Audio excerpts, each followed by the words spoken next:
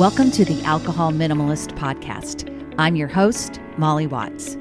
If you want to change your drinking habits and create a peaceful relationship with alcohol, you're in the right place. This podcast explores the strategies I use to overcome a lifetime of family alcohol abuse, more than 30 years of anxiety and worry about my own drinking, and what felt like an unbreakable daily drinking habit. Becoming an alcohol minimalist means removing excess alcohol from your life so it doesn't remove you from life. It means being able to take alcohol or leave it without feeling deprived. It means to live peacefully, being able to enjoy a glass of wine without feeling guilty and without needing to finish the bottle. With science on our side, we'll shatter your past patterns and eliminate your excuses. Changing your relationship with alcohol is possible. I'm here to help you do it. Let's start now. Well, hello and welcome or welcome back to the Alcohol Minimalist Podcast. With me, your host, Molly Watts, coming to you from, it's a very arid Oregon right now. So arid, in fact, which means dry, without rainfall, for those of you that are wondering. We are on track right now. We just had our 13th dry day in a row here in Oregon in January. And if things go as they should this week, we are on track to tie for the driest January from 1948, which had 17 dry days. And this would be tying that record. So it's been a dry January here in Oregon and dry for me as well. How are all of you doing with Dryuary? How has it been going? We are going to talk about Dryuary today. This episode is dropping on Monday, January 27th, and we are in the final stretch. The finish line is in sight. And first, I want to talk about that because I talked about it a little bit last week about how it dawned on me that all of a sudden that January 31st was, in fact, a Friday. And for many of us, me included, if I'm going to include alcohol in my life, it's typically on a weekend. And I don't know about you, but for me, I heard that little voice in my head saying, 30 days is good enough, isn't it? You've already done so much. It's not like you have a problem with drinking, so who cares? Those thoughts came up for me. And I want to acknowledge those thoughts, and I want to also help you challenge them. And I want you to see why it's no surprise that the Friday night that might feel like a bigger temptation, but I also want you to see it as an incredible opportunity because it is. And by finishing strong, by choosing to follow through, you are sending a powerful message to yourself that you don't give up on goals, no matter how tempting it is to stop just short of the finish line. Now, let me say this.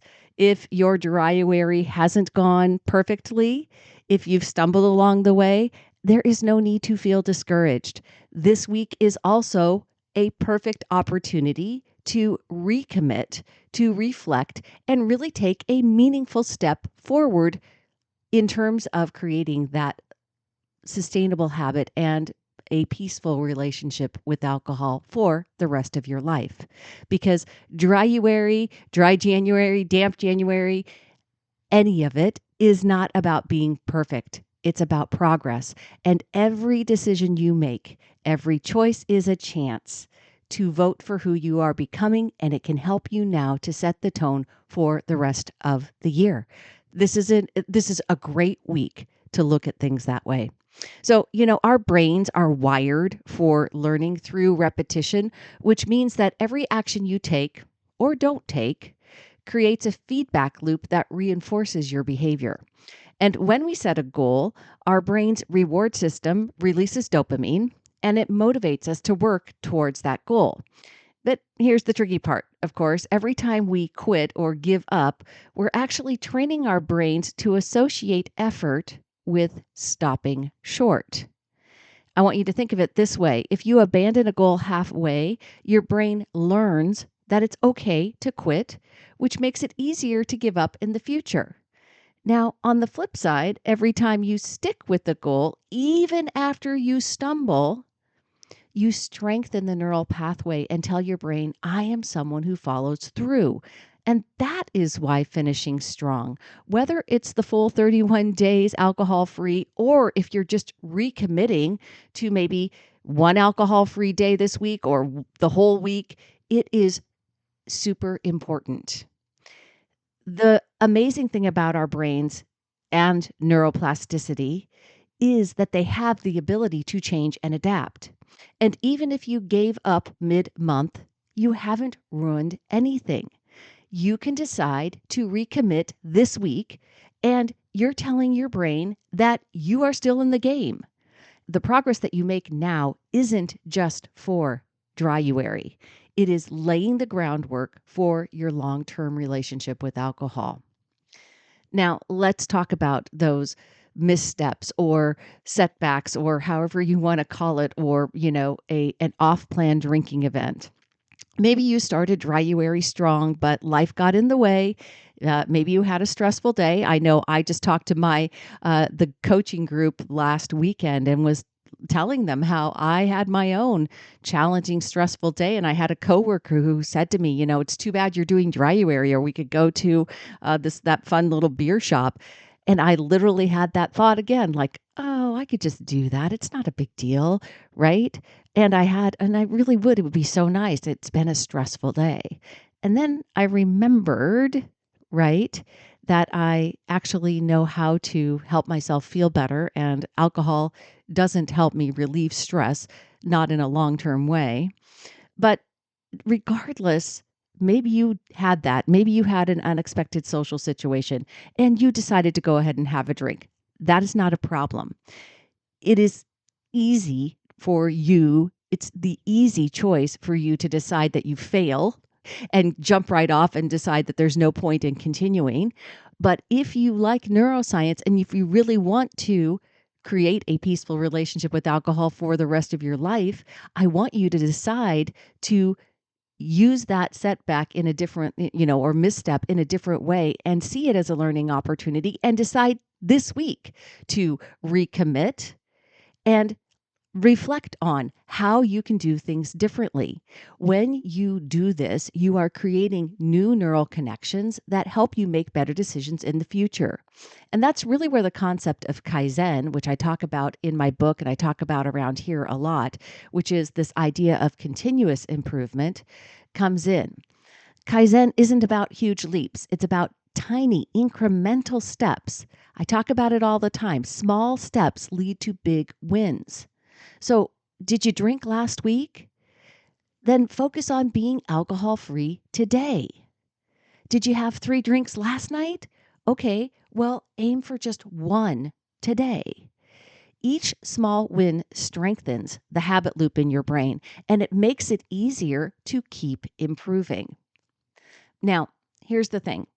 Goals do not have to stay static. Just because you didn't stick to your original plan, it does not mean that the goal is off the table. This week, I really want to invite you to recommit, not to perfection, but to progress. Recommitting sends a powerful message to your brain. I don't give up on myself. It shifts the narrative from I failed or I screwed up to I'm learning. And when you finish Dryuary strong, even if it looks different from what you first imagined, you'll reinforce that your identity as someone who keeps trying no matter what. You are learning to become someone who desires alcohol less.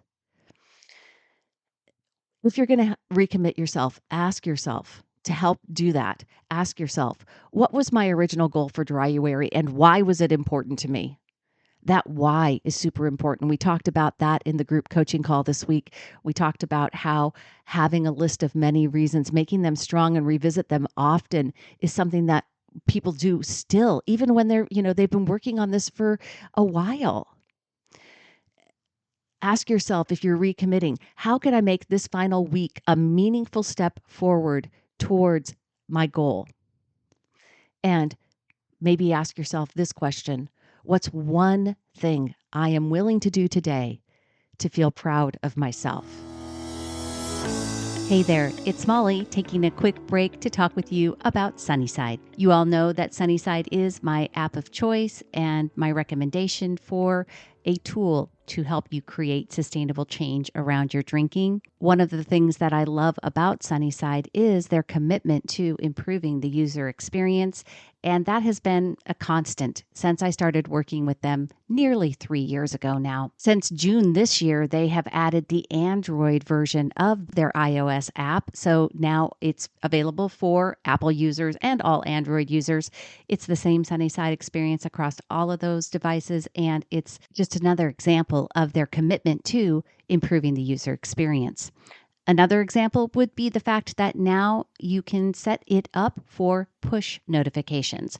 So you can take all of the daily texts, the reminders, and put them into a push preference so that you determine how you want to receive the support from Sunnyside. I would love for you to check it out. Go to www.sunnyside.co/Molly to get started with a 15-day free trial today. Here are some practical strategies to help you finish strong no matter what your journey has looked like this month. All right. And if you're like me, and if you have had, I'm on day 26, I'm recording this on Sunday, and I have, been alcohol free the whole month. And as I shared with the coaching group, and PS, I'm just going to add this in right now, there is still opportunity to jump into the very last coaching, the free group coaching calls that I've been doing for Dryuary on Thursday, January 30th. We're having a celebration and a let's move forward coaching call on Thursday, January 30th at 5 p.m. Pacific time. All you got to do is go to the link in the show notes for those of you that want to join in, and you can get your name on the email list. If you have any problems, just email me, molly@mollywatts.com. I'll add you to that list so that you can get the Zoom link information. Okay, that's totally an aside, but I'd love to see you there, so come on along. As we finish this week, let's talk about some practical tips for finishing strong and deciding that we're going to celebrate progress over perfection. Again, number one, reflect on that progress. Even if you have stumbled, think about what you have learned. Have you become more aware of your drinking patterns? Did you say no to a drink in a situation where you normally wouldn't?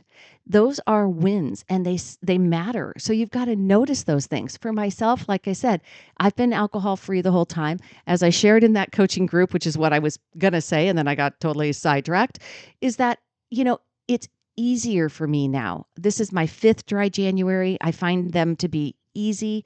I am so excited about how many bars and places out in the real world actually support dry January with non-alcoholic beverages. And I have found it really quite easy for me to stick to my goals, which for me, prioritizing alcohol-free days in my life is something that is very important to me. And I enjoy doing this break because it gives me a great start to the rest of my year and keeps me on track for really hitting, like I do, typically being 70% alcohol free. So celebrate those wins and reflect on the progress that you have made. I look at opportunities and I evaluate places, like I said, like observing and noticing when I had these thoughts come up. And especially my thoughts, I had the same thoughts about Friday, the January 31st, right? That was an opportunity for me to make progress and to see how my thinking impacts my desire to drink. Number 2, set a mini goal for the week. Maybe it's being alcohol free for the next 7 days. Maybe it's not. Maybe it's drinking only on the weekend, whatever it is. Maybe it's drinking, 1 drink as opposed to 2. Whatever it is, make it a doable plan, make it achievable, and focus on your progress over perfection. Number 3, visualize success. Picture yourself next week looking back at this final week. How does it feel to know you pushed through? You gave it your best effort. Visualization is a powerful motivator because it engages the same brain regions as actually achieving the goal. And that is pretty darn cool. It's also important, and it helps us, again, create new neural pathways. Number 4, focus on one day at a time. Instead of worrying about this whole week, just decide today. What are you willing to do today that you would be proud of yourself about? Number 5, lean on your support system. If you're feeling uncertain, overwhelmed, you can certainly email me, and I would love for you to join us in the Alcohol Minimalist Facebook group. Connection is a powerful tool, not only for accountability, but also for motivation. For me, there was definitely a time when doing a full 31 days of Dryuary felt very impossible to me. It felt so impossible, as a matter of fact, that I never even attempted it until I felt like I was more confident. I don't know. It was hard the first time for sure, but I had done an alcohol-free break. I had learned some of these tools, and I felt like I had a skill set going into it where I felt like I could be successful. But I want to encourage you to, again, not wait until you think you're going to be able to do it perfectly, to actually try. One of the things that kept me stuck for so long in that habit, that my daily drinking habit that did not serve me, was the fact that I did not understand how to deal with off-plan drinking. I did not have a strategy in place. I did not have compassion and curiosity. I looked at everything that I did as evidence that I could not change. And that just was not the case. And the thing about doing dry January or anything where you don't make the full 31 days, but you recommit, or you look at yourself and you reflect on when things don't go right, but you learn from it and you take better action and you get right back in, is that it builds resilience and it builds confidence for creating sustainable change. As we close out this month, as we close out this episode, I want to remind you again that dry January, dry-ish, Dryuary, whatever it is, whatever your goals have been, even if they haven't gone exactly as planned, you still have the power to finish strong. Recommit to your goal or set a new one for this week and take one small step towards your new identity. Become someone who desires alcohol less. Now, if you are looking for some additional support, I would love to talk with you. You can always email me, molly@mollywatts.com, and I can share with you how I work with people, or check out my website, www.mollywatts.com. As always, remember, it is not about where you start. It is about where you are headed. Progress, not perfection, is what truly matters. And I hope you have a great end of dry January. I hope you will come visit us in the group coaching call. And as always, my friends, choose peace. Hey, thanks for listening to the Alcohol Minimalist Podcast. Take something you learned from this week's episode and put it into action. Changing your drinking habits and creating a peaceful relationship with alcohol is 100% possible. You can stop worrying, stop feeling guilty about overdrinking, and become someone who desires alcohol less. I work with people in 3 ways. You can learn about them over at www.mollywatts.com/workwithme. Or better yet, reach out to me directly. It's molly@mollywatts.com. We'll jump on a call and discuss what's best for you. This podcast is really just the beginning of our conversation. Let's keep it going.